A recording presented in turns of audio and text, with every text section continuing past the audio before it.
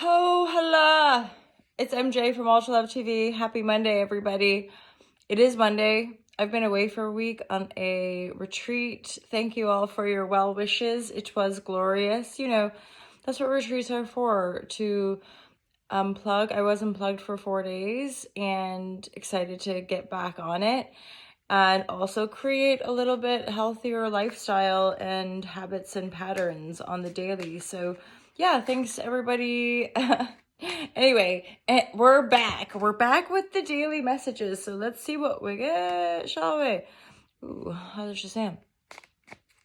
So my intention with using tarot is to offer this community divine guidance and loving clarity. So if you, and just like some hala, like a chance to connect with all y'all, share a little bit about myself and what I do with Ultra Love as a brand, and then just show up and share. So interject. So part of the brand, this came up while I was away on the retreat randomly, and we were chatting. Yes, it was a silent retreat for a few days, but there was a fair bit of talking around that.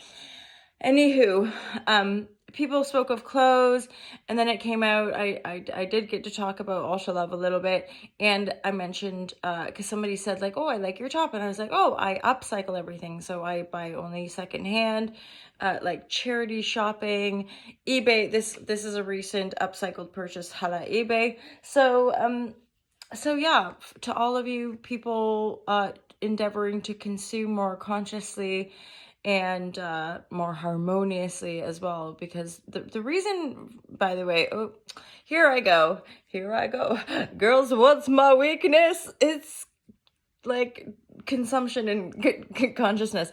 Okay, so upcycling, the part of the purpose is, one, there's a whole bunch of waste and secondhand stuff going to various countries that, it's getting sent back. They don't need it. And, we just keep generating all this new stuff. Plus, point is as well, like a lot of our high street brands, certainly here in the UK, they're not, clothes are cheap because people in the environment get undercut. So part of the reason we're able to access cheap clothes is because people in other parts of the world are making those clothes for next to nothing, right? And it's like, oh, boom, boom, way to put a downer on the day. It's like, yeah, I know it sucks, right? Because it's that thing of like, as long as any of us are oppressed, we're all oppressed. You feel me? And so it's not to, tear down the corporation or rail against the system. It's more about like being responsible and coming from a place of compassion. And, for me, it's not like, rawr, fight the system. It's like, ooh, that's not very nice. What can I do that feels nicer? And who knows? I'm sure there's many issues of upcycling or any number of things. But to me, it feels like a more aligned and conscious choice. So basically I'm supporting small businesses, I'm supporting individuals in making a bit of dosh, and not supporting big corporation that feel like justified in enslaving people to make cheap clothes that end up just trashing our ocean. So, holla Shazam. Anyway, let's get upcycling, you guys. Or if you have a better idea, holla me.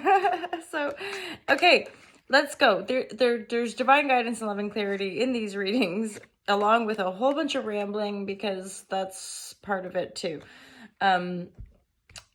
Yeah. Okay, let's just see what we get in these cards, you guys. You are overcoming a period of loss, emotional losses, feeling possibly a little bit down in the dumps, forlorn. It's tested your strength, but it's really actually impassioning you to maybe make a different choice in life. You do have a choice, the Two of Wands. It's a positive choice as well, whereby you're likely to be moving forward eventually, really feeling like you've got the world in your hands, and you have an opportunity to really look out at the horizon and see what you want. you know, to go after what you want. You've manifest something or created something that's going to give you a bit of a leg up with regards to your creative life, and also like what's available to you, the potential that you have. There's something about like seashores. Like for some of you, it might be about like moving to the sea or traveling to the sea. It's something about like you want to be able to get a perspective, get a vantage point, you know, before rushing forward. Just make sure you look at maybe a couple of the options, right?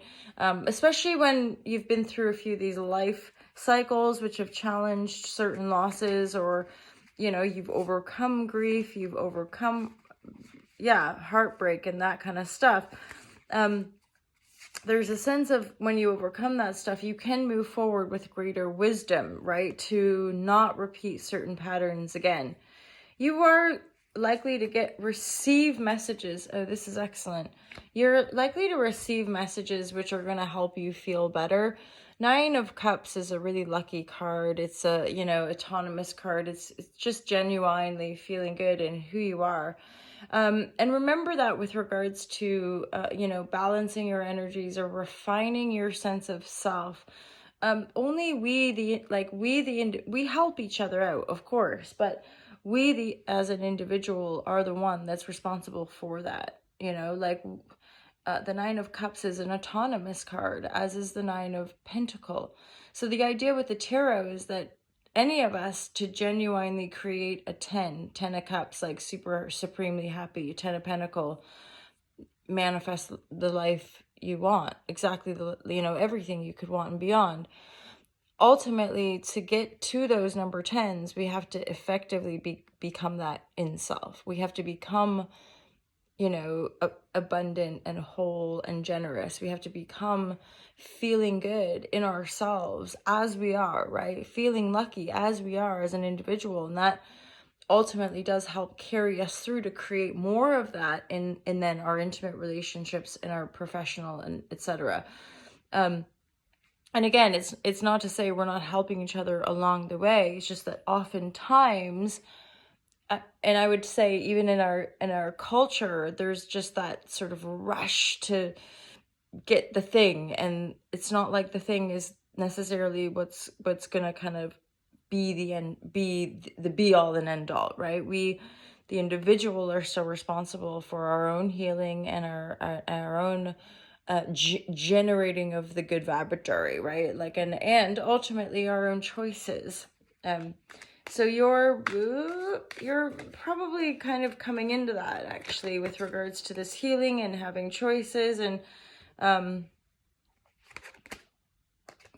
healing and choices is definitely a thing for you. And then I feel for some of you, it's like that's what's bringing it all together as well. Like you being autonomous. For some of you, there's something about like a muse, a creative muse is sort of, or muses. Like there could be a group of you in this sort of creative energy that's really bringing something quite beautiful to life. Okay. And it is probably like for some of you here, it's probably spiritually guided. It's very likely to make manifest the love that you're seeking in other, and yet you're here in a jovial, passionate, creative sense. Yeah, there is something cyclical coming through here for you guys, so that definitely, if you've been through those losses, just stay focused on the vis, as it were, and the love you have in your heart without attaching that to something or someone necessarily. Just continue. Ooh, yeah, I love getting cards I don't often get, right? Okay. And I think this is sort of just for like most people right now, we're living, you know, just perpetual. And again, I did a sort of Buddhist teaching retreat, right? So which is talking about impermanence, and I was really lucky because I saw A Course in Miracles back in 2012 to 2015. It probably took me about 2 years to sit the whole thing, right? So I fortunately I brought a journal which had all my notes from when I sat A Course in Miracles. So I got to be reminded of the teachings of A Course in Miracles alongside these Buddhist teachings of impermanence. And it's super duper annoying because like we, for whatever reason, we just want to control it and plan and etc. And that's just not the way of impermanence. It's just like we die. No, what was that? Nothing. Except part of making peace with that is also allowing us to, live more fully and be like, hell Shazam, everybody. Okay. I think that might be it, you guys. So the shapeshifter energy, pardon me, I rambled about the teachings, but the relevancy here within the context of this reading is that we're living in times of great change, and it's super obvious. So the more open-minded and open-hearted and also flexible and adaptable you can be, both in mind and then in your reality, because it's likely for some of you the speed with which you're going to be moving and changing and manifesting whatever it is you're creating, it's going to start happening really, really fast, maybe faster than you even realize. So, keep empowering yourself. This is a full, I'm hearing like birthing cycle with regards to the dream that you're here to create. So Halashazam. Yeah, you're definitely moving towards more of what you're wanting, and you're just integrating and kind of healing some past losses. In a nutshell. Okay, thanks for being here, you guys. If that resonated, feel free to comment and like and all that jazz. And mostly, just give yourself a high five and, have a great day. I'll see you guys real soon. Peace out.